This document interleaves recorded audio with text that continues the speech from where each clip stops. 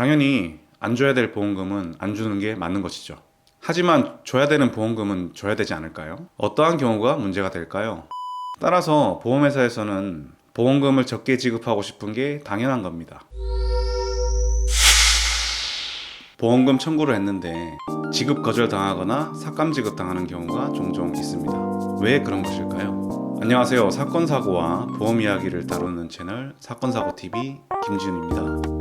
요즘 각종 사건사고가 끊이지 않고 있습니다. 이러한 사건사고로 인해 신체와 재물 등의 손해가 발생할 수 있는데요. 이에 관해 관련 보험금을 청구했을 때 보험금을 지급받지 못하거나 삭감 지급당하는 경우가 있죠. 그렇다면 왜 보험회사에서 보험금을 지급하지 않거나 삭감 지급을 주장하는지에 대해서 그 이유를 설명해 드리고자 합니다. 보험회사는 자선단체가 아닙니다. 공기업도 아니죠. 사기업이죠. 즉 기부나 공익 추구가 목적이 아닌 이윤을 추구하는 기업입니다. 그렇다면 보험회사의 이윤은 어떻게 발생할까요? 정말 단순하게 생각해보면 수입이 지출보다 많으면 이윤이 발생하겠죠? 그렇다면 보험회사의 수입은 무엇일까요? 바로 보험계약자가 납부하는 보험료입니다. 그렇다면 보험회사의 지출은 무엇일까요? 보험회사가 지급하는 보험금이겠죠? 그렇다면 보험회사 입장에서는 보험료는 많이 받고 지급하는 보험금은 적을수록 이윤이 높아지겠죠. 물론 보험회사에서는 지급하는 보험금 이외에도 지출이 있습니다. 회사를 운영하기 위해서 인건비 등 각종 지출이 발생하죠. 하지만 이 비용은 이미 우리가 낸 보험료에 포함되어 있기 때문에 생각할 필요가 없습니다. 왜냐하면 우리가 내는 보험료는 순보험료와 부가보험료로 구성이 되어 있는데 부가보험료를 사업비 명목으로 받아 따로 사업 운영 경비로 사용하기 때문이죠. 예를 들어 어떤 상품의 보험료가 월 10만 원이고 여기서 8만 원이 순보험료고 2만 원이 부가보험료라고 했을 때 여기서 부가보험료 2만 원은 사업비로 사용된다는 것입니다.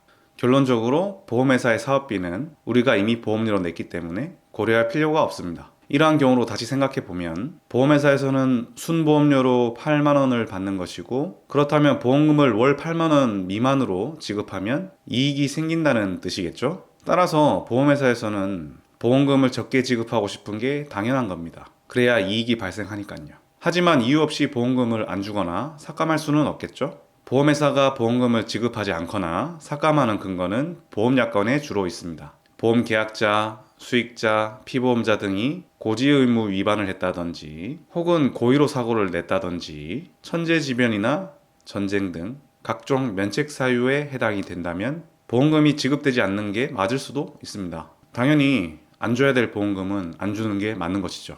하지만 줘야 되는 보험금은 줘야 되지 않을까요? 어떠한 경우가 문제가 될까요? 바로 약관 등의 해석 문제로 인한 보험금 부지급입니다.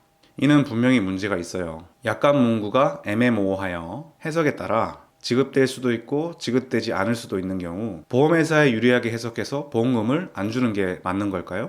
약관은 누가 만들었죠? 보험회사가 만든 겁니다. 보험회사가 만들었는데 보험회사에 유리하게 해석한다? 이거 뭔가 이상하지 않나요? 이럴 때 적용되는 것이 작성자 불이익의 원칙입니다. 약관의 해석이 애매할 때는 작성자에게 불이익하게 해석해야 된다는 뜻이죠.